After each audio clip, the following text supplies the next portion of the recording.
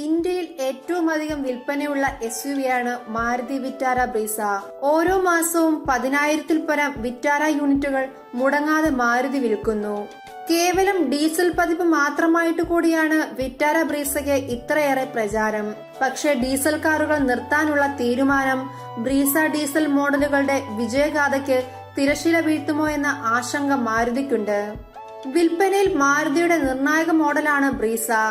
ഈ വർഷം ബ്രീസ പെട്രോളിനെ കുറിച്ച് കമ്പനി ഗൗരവമായി ചിന്തിക്കുന്നു. റിപ്പോർട്ടുകൾ പ്രകാരം അണിയറയിൽ പുതിയ ബ്രീസ പെട്രോൾ തയ്യാറായി നിൽക്കുകയാണ്. ഈ വർഷം ഒക്ടോബറിൽ ബ്രീസ പെട്രോളിനെ വിപണിയിൽ പ്രതീക്ഷിക്കാം.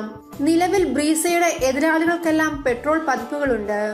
കോമ്പാക്ട് SUV ശ്രേണിയിൽ മഹീന്ദ്ര SUV 300, ഹ്യുണ്ടായി വെന്യൂ തുടങ്ങിയ അവതാരങ്ങളുടെ നുഴഞ്ഞുകയറ്റം മാരുതി മോഡലിന് ശക്തമായ ഭീഷണി ഉയർത്തുന്നുണ്ട്.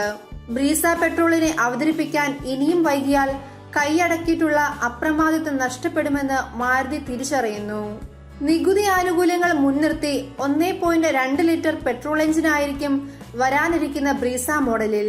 കാരണം 1.2 ലിറ്റർ ശേഷിയിൽ കുറവാണെങ്കിൽ മാത്രമേ 4 മീറ്ററിൽ താഴെയുള്ള പെട്രോൾ മോഡലുകൾക്ക് ഇളവുകൾ ലഭിക്കുകയുള്ളൂ. പരമാവധി ആനുകൂല്യങ്ങൾ നേടി ബ്രീസയുടെ വില നിയന്ത്രിച്ചു നിർത്താനാണ് കമ്പനിയുടെ നീക്കം. ഇതോടെ അടുത്തിടെ ബലോനോയിൽ മാരുതി കൊണ്ടുവന്ന 1.2 litre dual jet SHVS petrol engine യൂണിറ്റിന് പുതിയ ബ്രീസയിൽ സാധ്യതയേറും. എർട്ടിഗയിലും സിയാസിലുമുള്ള കരുത്തും കൂടി 1.5 ലിറ്റർ പെട്രോൾ യൂണിറ്റിനെ ബ്രീസയിലേക്ക് പകർത്താൻ കമ്പനി തയ്യാറാവില്ല. SUV-യിലെ വില കൂടുമെന്നതാണ് കാരണം.